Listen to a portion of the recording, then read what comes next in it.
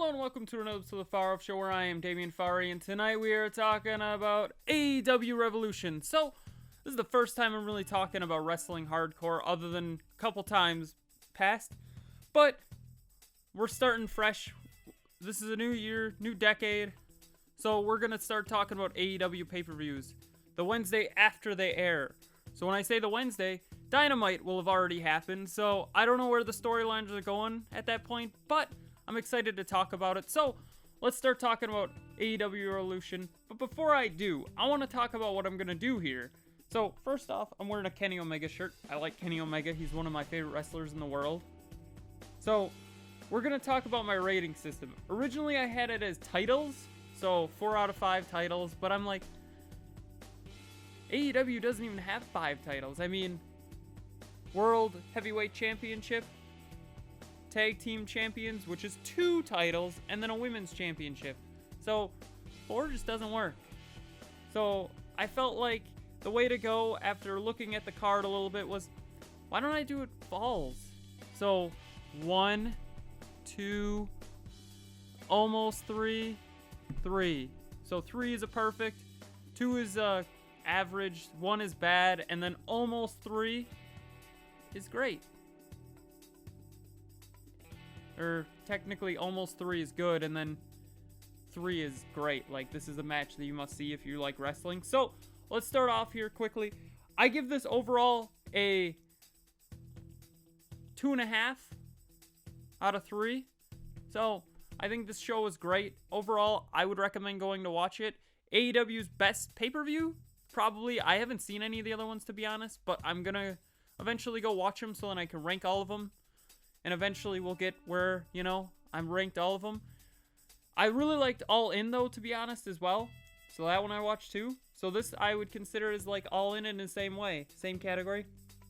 So, we're going to start talking about the AEW World Tag Team Championships match, which I would give a 3 count. Yeah, 3 count out of 3, to be honest. So it's a 3 out of 3. Which is great. I loved this match. This was one of the matches I was most hyped for. Kenny Omega, Hangman Page. Were they going to explode? What's going to happen? And what's happening with the Elite? Cody is pretty much just went on his own. It's just him and his brother. He's not really a part of the Elite. And at this point, Hangman Page is kind of done. Kenny and the Young Bucks are still the Elite, but that's pretty much it. Like, the Elites went down. So, I definitely say this is a great match. Great storytelling throughout, too. Just the fact of the matter being that, well, for lack of a better term, I mean, Kenny Omega and Hangman Page, you didn't know if they were going to break up, fight each other, or what was going to happen exactly. So I was excited to see what would happen. And boy, did I love what happened. They fought one of the best matches that I've seen with the Young Bucks. Pretty reminiscent, though, to be honest, of Kota Ibushi and Kenny Omega's match with the Young Bucks at New Japan, whatever it was, it'll be right there, the name of it. The one that happened in the Pyramid Arena, which I loved. That was a great match, and this one was also great. Ironically enough, working on one of the Young Bucks' backs, I mix up the two. I think it was Matt's back. So if not, sorry. I mixed them up and I'm a terrible person for it. So, that match was great. I know what you're thinking. Damien, you skipped a couple matches. We'll talk about those in a little bit. Then we got MJF, who defeated Cody Rhodes, and this match was not as good as I was hoping. To be honest, I give it a 1. Actually, a 2. Sorry, 1, 2. So, I didn't like it, to be honest. I love Cody Rhodes. He's one of my favorite wrestlers as well. His moveset is really cool. I love the thing where he drops down to the apron and punches them.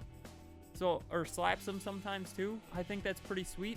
But overall, I just think this match could have been a lot better. It had so much hype building up to it. I mean, it was almost a year-long story that they've been telling. But at the end, it just kind of fell flat. It didn't live up to the hype. Where MJF needed to go over. I'll say that right away. MJF needed to go over for this to work. But the match just wasn't great. To be honest, I don't really want to talk about it too much more other than that, so that one wasn't great.